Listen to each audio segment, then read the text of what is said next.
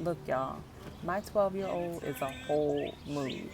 And honestly, I think she's able to channel these kinds of vibes because there are things that I have deliberately done by the grace of God since she was a little girl to be able to set her up for success. So come along with us as in this video you discover how Ailani remodels her homeschool cart. Please know that most of the materials that you can use to set your child up for success for learning at home or at school can be found by using the links in the description box.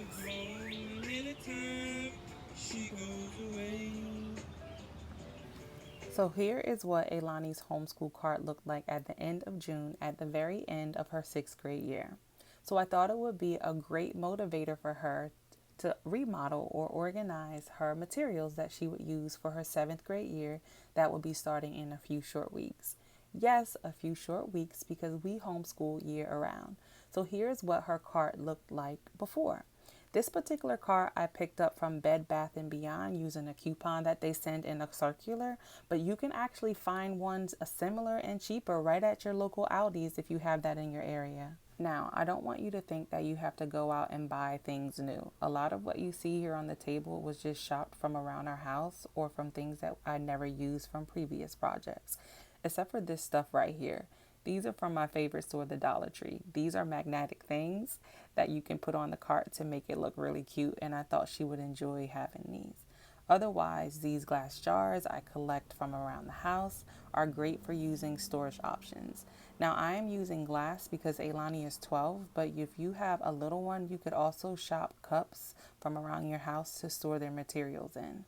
Contrary to popular belief, even when you're schooling at home, there are certain materials that your child does need to make learning successful.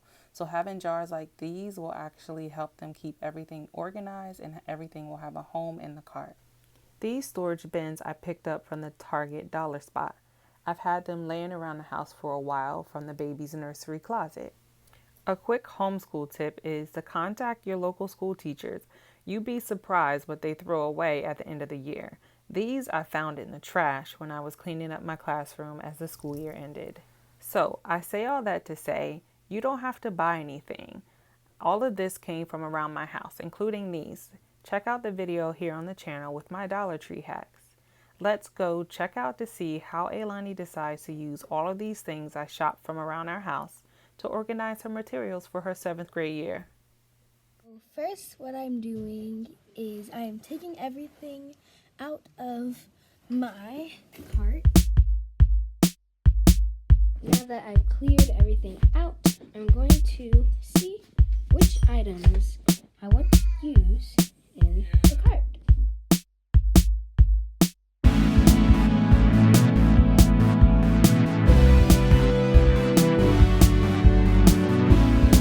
I have chose the products that I want to use for my cart.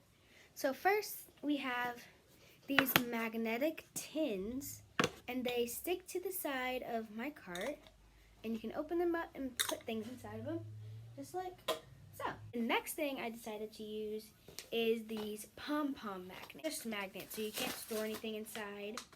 There you go. You just stick them there, and then you've got yourself some Pom-Pom Magnets. And the next thing is I have this milk jar or glass that I can store pencils in, pens in, markers. And then lastly, I have these Target baskets. And these I can just store anything in because they're baskets. And then just put them in there. Before we start, I'm going to take some time to purge some of my items. Purging is basically just throwing away stuff that I don't need, or not throwing away necessarily, donating some things. Like these headphones, I could give them to somebody else because I don't really use them as often as I would like to. So I think someone else could definitely use these headphones. So let's get started on the purging.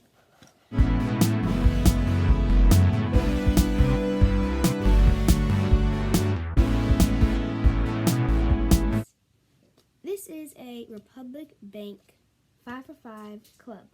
So what you can do with this is you can take it to any Republic Bank near you, and every time you deposit money change into their change machine, you get $5 into your bank account. So do this and you could end up getting $10 free a year into your bank account.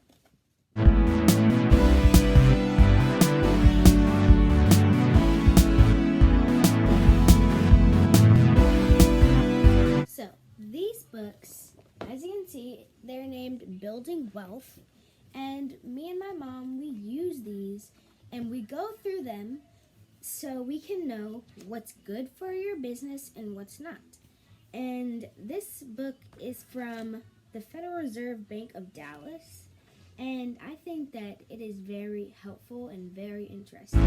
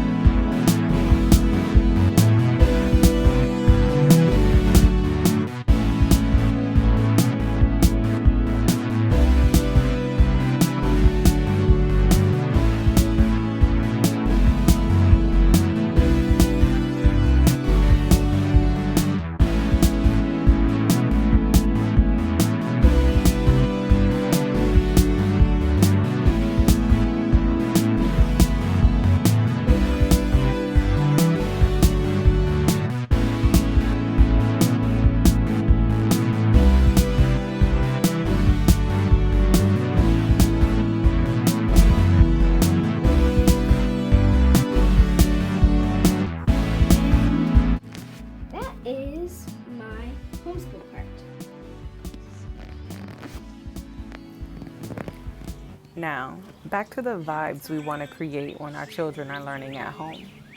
Whether you found yourself homeschooling by choice, or you found yourself becoming a teacher at home due to the recent pandemic, it's important that your children or child sees the value in what you're trying to achieve in your way of homeschooling. One way to do that is by including them in the type of materials that they're using and the way you store and organize them.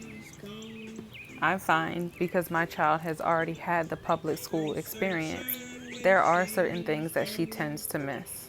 Having the correct materials to set her up for success and allowing her to have a say in what it is that she's using definitely makes the exciting experience come to life for her at home. So I have to get her own technology. Right now she's using my work iPad and my computer. So that's next on our list to do. So why implement the idea of a homeschool cart? Because as a public school educator and a homeschooling mama, I realize the importance of having flexible seating. I don't like to sit in one spot when I'm doing my work, and neither do children. So having things on a homeschool cart allows them to be able to be easily accessible no matter where you decide to work for the day. And in my house, we have a set of homeschool norms that allow us to make choices about where we're going to work. So having the homeschool cart gives us a deliberate space to store materials in an organized fashion, because that's the only way you're going to get positive vibes instead of chaos while you're homeschooling at home. Before running out to purchase a bunch of materials for your child's at-home learning experience, consider their age, interest level, and the skills that you hope for them to acquire through your homeschool learning experience. You can do that by checking out your state's standards for learning. Now, in the description box, you can find a list of materials along with links that I think are helpful to consider when planning your homeschool experience. As always, I'm here to help. Drop any questions you have on the topic of homeschooling in the comment box, and I may answer them in the next video within this homeschool series. So don't forget to subscribe and turn on the notification bell. See you in the next one.